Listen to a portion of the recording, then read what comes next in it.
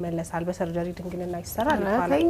አይ አሁን ለምሳሌ ተደፍራ ድንግልናዋን ያጣር ሴት ለምሳሌ የሆነች ሴት ድንግልናዋን ለምትወደው ለምታገባው ሰው መስጠት ትፈልግና በመሃል ልትደፈር ትችላለች ድንግልና ደግሞ በሌላም በጉልበት ስራም በሆነ ለመገንባት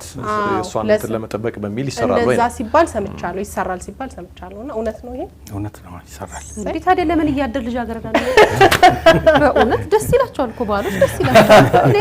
ያን ነገር ማምጣት አይደል ዶክተር ይሄ በእንደዛ ደስ ይበል አይበል አላ እንዴ ዶክተር ወንድ ሁሌ ልጅ አገረድ የሆነ ሴት ምናምን ይፈልጋል ይሄ እንዴት ይሰራል እንዴ ከየት ይመጣል እንዴት ይሰራል እኮ ይሄው የሚሰራው የድንግልና ምልክት የሆነው ሃይመን የሚባለው ብዙ ጊዜ በመጀመሪያ ግንኙነት ጊዜ መሰንጠቅ አደጋ ነው የሚያጋጥመው ስለዚህ ከሚሰነጥቅበት ቦታ ይደማል ከዛ በኋላ ግን ያው ተሰንጥቆ ይቀራል ማለት ነው ስለዚህ በተለይ የቀዶ ጥገና ያንን ፓርት መልሶ በማገናኘት ወደ ነበረበት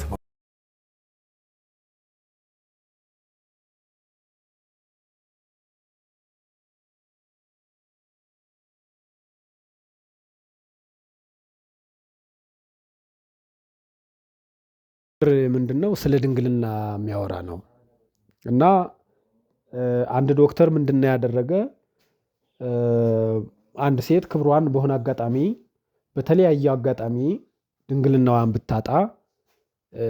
በፕሮፌሽናል ወይም ደግሞ ከሙያ አንፃር ያን ነገር መመለስ ይቻላል መልሶ ድንግል ማድረግ ይቻላል ወይም ደግሞ የነበረ ነገሯን መመለስ ይቻላል የሚል ሐሳብ ተነስቶ ያ ነገር ከአስተምሮ አንፃር ከስርዓት አንፃር ከቤተክርስቲያን አስተምሮ አንፃር ከሃይማኖት አንፃር እንዴት ይታያል የሚለውን አንድ ሁለት ነገሮችን ማንሳት ስለፈለግን ነው እና ምንድነው እንግዲህ የመጀመሪያው ደረጃ ድንግልና ማለት ግድ ከስጋ መጥበብና መስፋት ጋር የተያያዘ ነገር ስላልሆነ ድንግልና ማለት የሐሳብ ድንግልና አለ የስጋ ድንግልና አለ ከእግዚአብሔር ጋር የመኖር ድንግልና አለ እና እነዚህ ብዙ ድንግልና የሚለው ብዙ አይነት ኮምፖነንት ያለው ነገር ስለሆነ ይህንን ነገር ታሳቢነት ውስጥ ማስገባት ያስፈልጋል ሰው ከእግዚአብሔር ጋር ሲኖር ነው ሰው ሐሳቡ ድንግል ሲሆን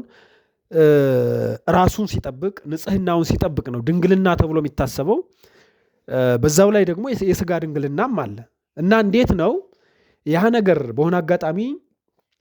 ቢፈጠር አንድ ሴት ወይም ደግሞ አንድ እህት ድንግልናዋን ብታጣ እንዴት ይሆናል እንዴት ነው የሚታረቀው ሚል ሐሳብ ብናነሳ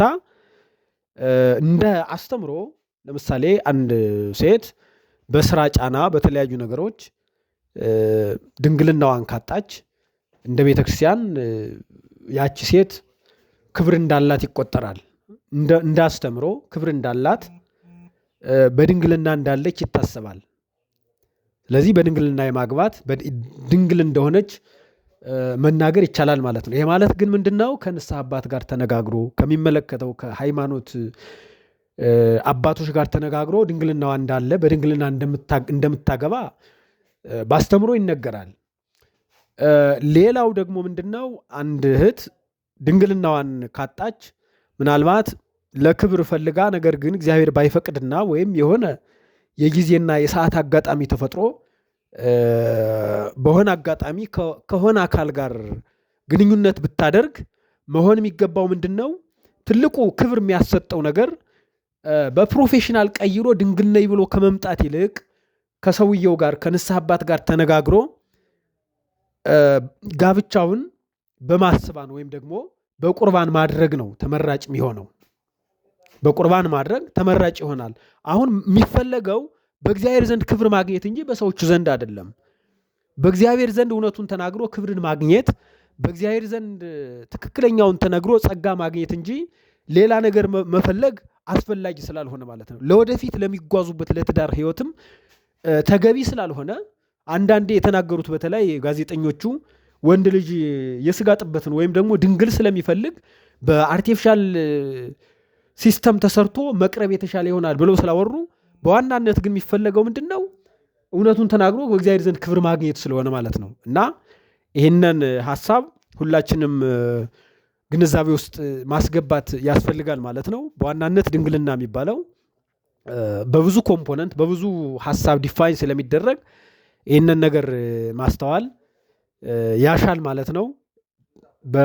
ከልብ እናመሰግናለን ስላዳመጣችሁን።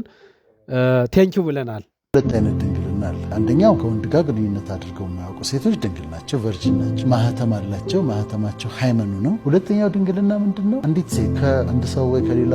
ኢቭን ከብዙ ወንዶችም ጋር ግንኙነት ኖሯት ቆይታ ከዛ ግን ተጸጽታ ንስሐ ገብታ ራሷን ለይታ ከተቀመጠች ወይም ለአንድ ወንድ ራሷን ለይታ ለመቀመጥ ፈቃደኛ ከሆነች ቨርጂኒቲ ባይ ሪፔንተንስ ይሆናል ወይም ሪስቶርድ ቨርጂኒቲ ይሆናል። አይልሽ ድንግልና የሃይመኗ ጉዳይ ሳይሆን ድንግልና የልብ ጉዳይ። ስለዚህ ያለፉት ምዕራፎቿን በሙሉ ዘግታ ከዛ እንደ አዲስ ህይወቷን ንስሐ ገብታ ከጀመረች ቨርጂኒቲ ባይ ሪፔንተንስ ይባላል። ንስሐ የገባች ሴት እንደ ድንግል ትታያለች።